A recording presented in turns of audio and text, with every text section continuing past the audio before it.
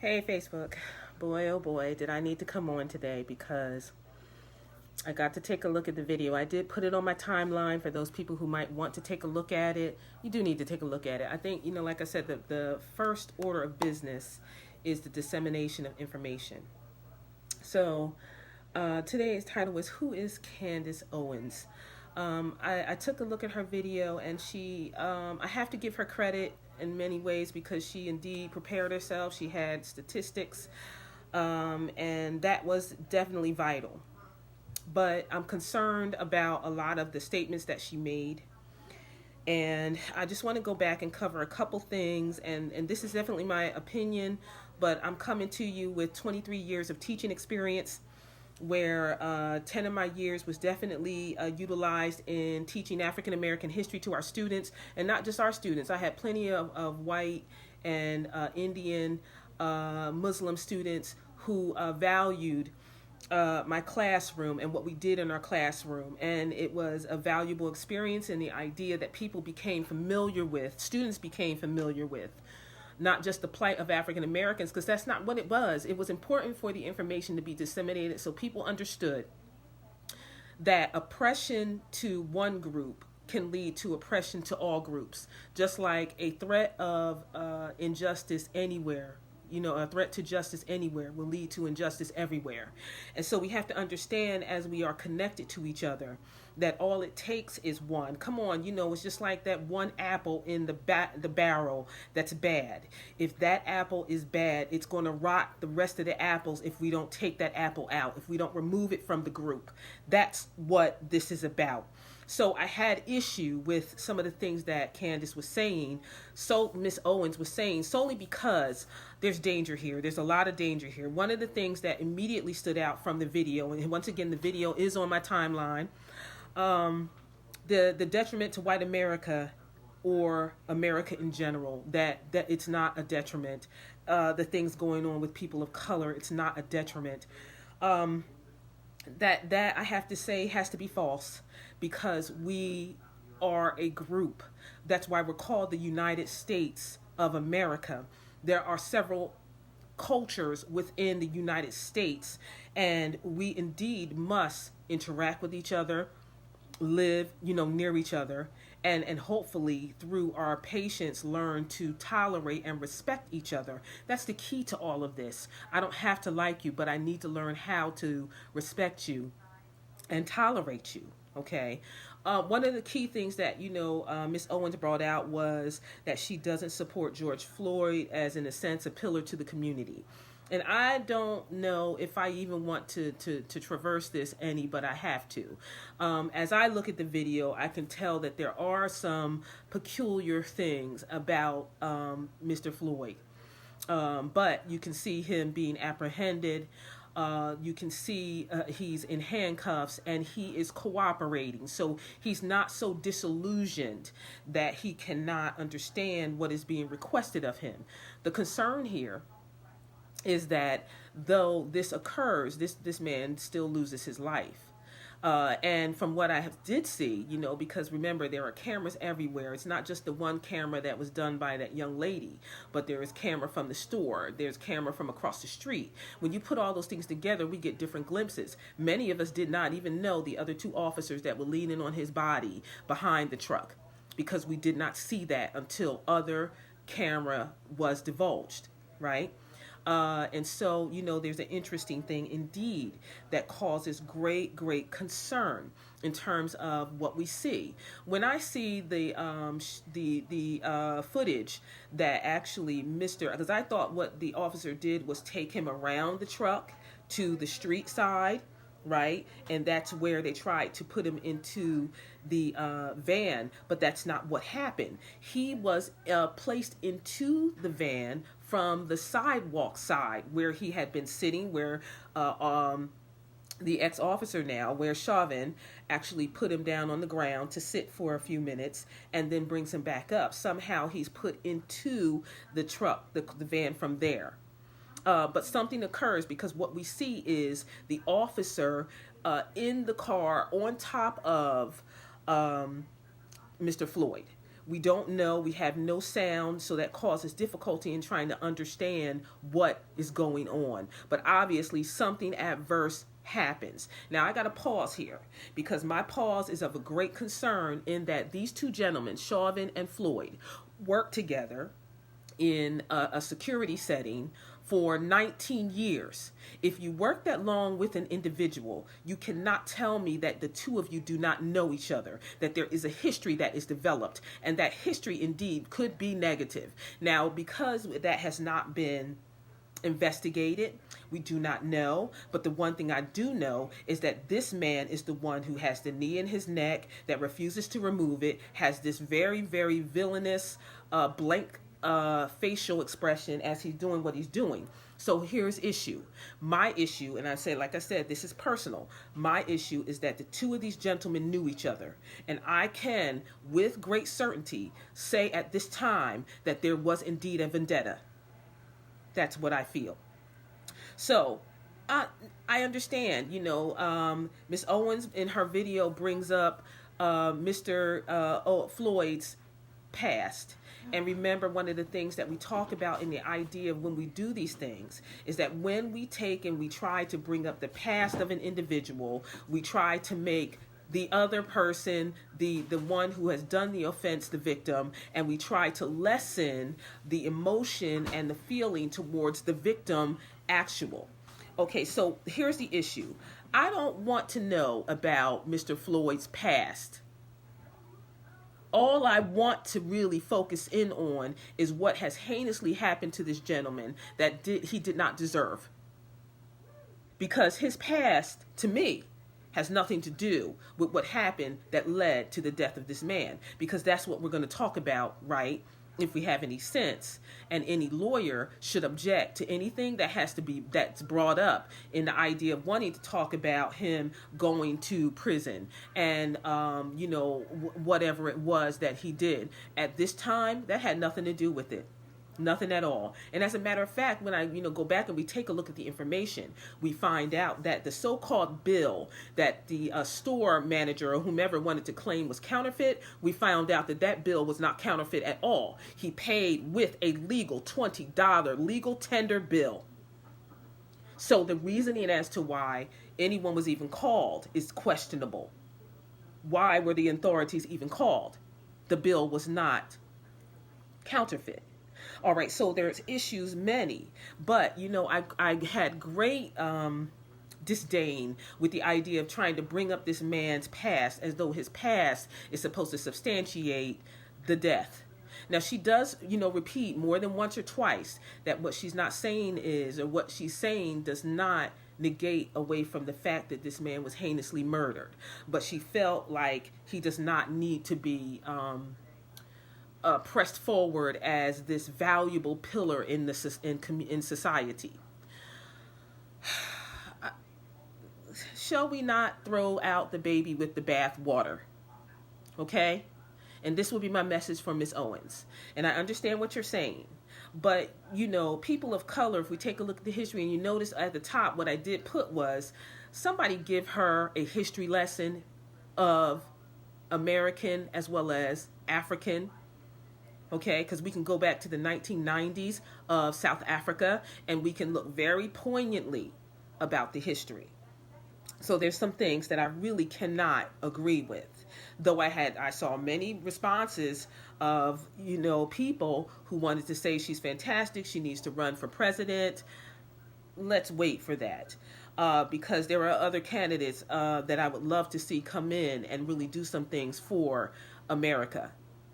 All of us, not just a few in their interests, such as Donald Trump and big business. All right, so one of the other things that she sends out, she says, we cater to the bottom feeders of our communities. I'm sure no one wants to be called a bottom feeder, but I understand what she means. And that means that we're talking about the dregs of society, maybe our drug addicts. And believe me, I say that so flippantly in a way because I don't believe that. I don't agree with that. Are they bottom feeders? Not necessarily. What I can say about them is that they have addictions. They have things that need to be worked through. It could have been some of anything. When I worked in the Willingboro school system, I was able to find out and ferret out with one of my students that she was a descendant of James Chaney, right, from the 3 civil rights activists, right, that were killed in the South for pushing the idea for people to vote. What was alarming for me is that the family had been in the community for years. And the community did not celebrate them, did not, want to talk about, what happened, how it was affected, why they had to move up into this area in the first place. All those things were valuable to the history of a group of people who have been oppressed, right? Because remember now, our history denotes that we had people who came to America. Please, I have it on there, talking about, taking something that don't belong to you and claiming it's yours because you want to claim it's yours because it's unattended. Well, America wasn't unattended. Our Indian brothers and sisters were here. So it wasn't unattended. So we had Christopher Columbus come along and decide that he wanted to just take on this, area and call it now America, and he's discovered it, and he didn't discover it. Okay, so, we got a lot of problems here. We got a lot of problems in the way that people suppose and assume. And come on, you know what assumptions do. It makes an ass out of you and me.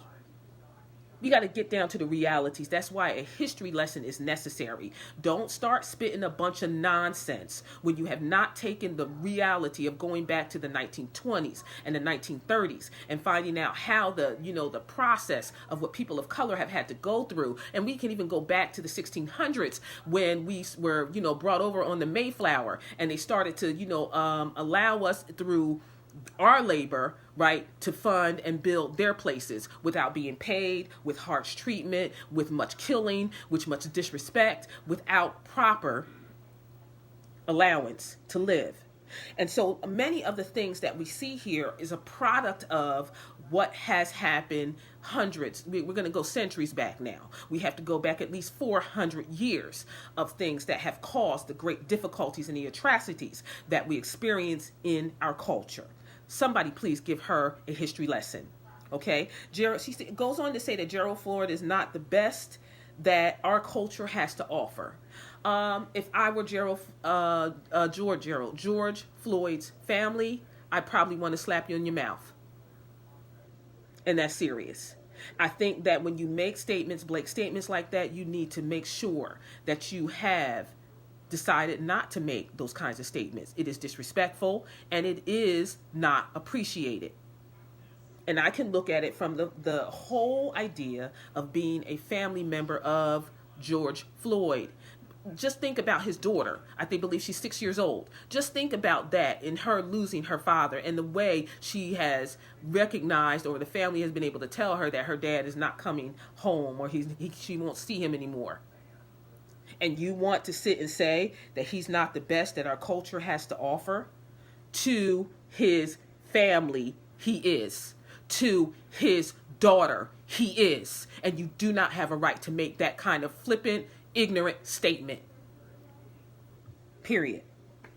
Let me just go in for a moment. How dare you make a statement about someone? If we flip it and we put you in the mix and say that you were killed, I don't think that you would want, and I know your family would not want, and plenty of the followers that you have would not want someone to make such an ignorant statement. Poor taste, Miss Owens.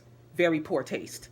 Okay, so now she goes on and says that, George Floyd was not an amazing person.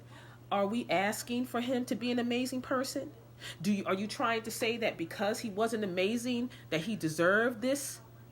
I hope you're not. And I believe you came in and said that that's not what you were saying. But you got to be careful of how you allow yourself to be seen and projected to the outside community, because everybody does not have the same mentality, the same idea, was not brought up like you, and will take it in a different manner. Okay. And really, I think that's what I'm saying here, because you're obviously intelligent. That goes back. You're obviously an intelligent young woman. But I do believe, like I said, I'm sitting here at 23 years teaching, and all that I have had in terms of discussing and sharing and learning with young people in itself, that there is more that you need to learn. There is much more on the side of understanding. Definitely, because I don't see it. I don't see a lot of it. Here again, you said George Floyd had drugs, and that when he was arrested.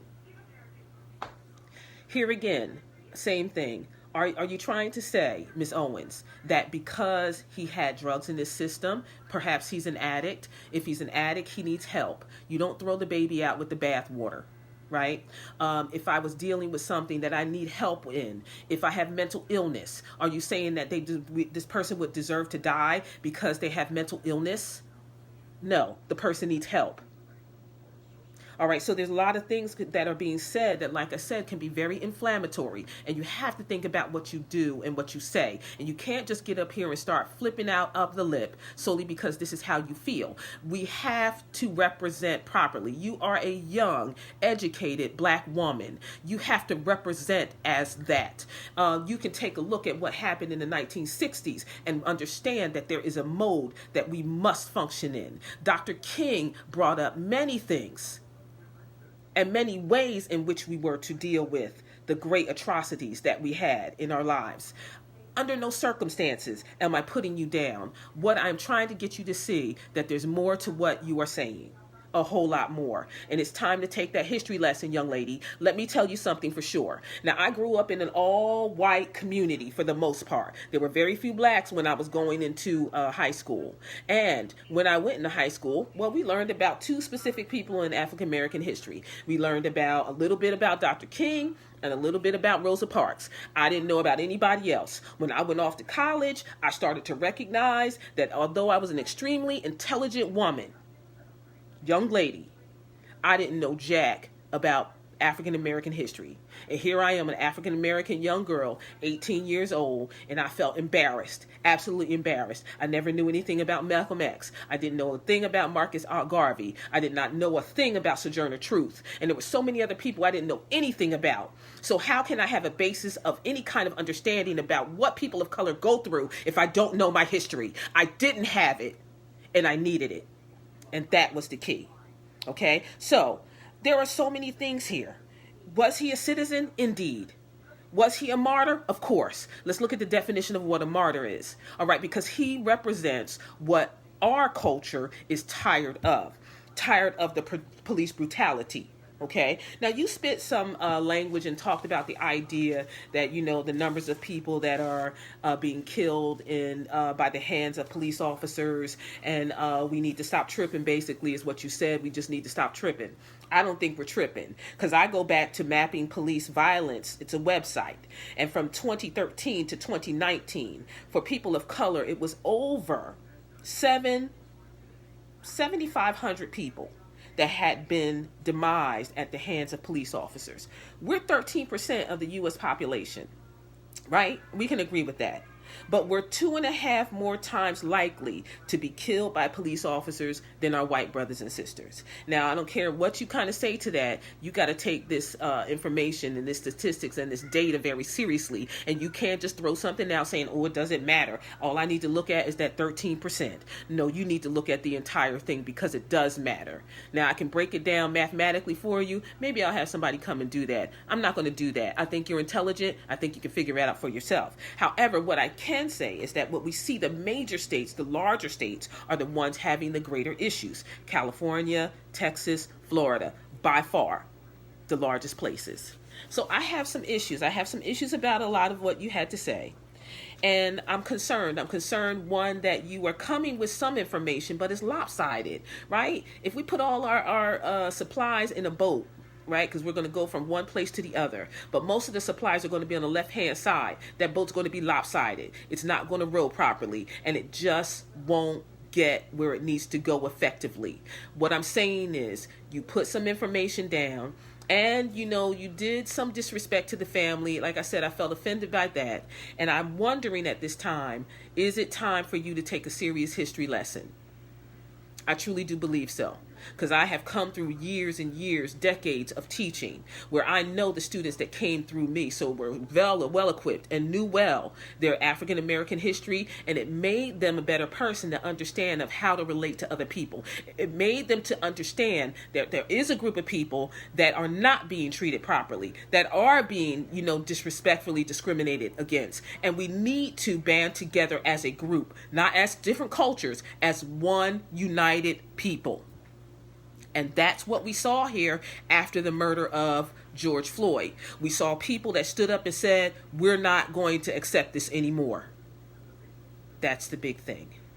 Candace, I just want to say, from one, black woman to another, there has to be respect between us. I respect you as a young woman. I see you as intelligent. I see you as being, obviously in the public and becoming a figure, and that's wonderful. But please don't just do half of the history. Do it all. Be fantastically awesome at what you do in its entirety. Educate yourself, because like I said, I sit here with the experience of knowing what it is to not know and think I know, and then find myself sitting there saying, dag, I really don't know. There are a lot of people that respect you. That means that you have a responsibility that other people simply don't have. There are a lot of people that respect me. That means that I have a responsibility of the information that I disseminate and how I disseminate it. And quite frankly, to the Floyd family, I don't want to send anything but love right now, because they're going through hell unbelievable.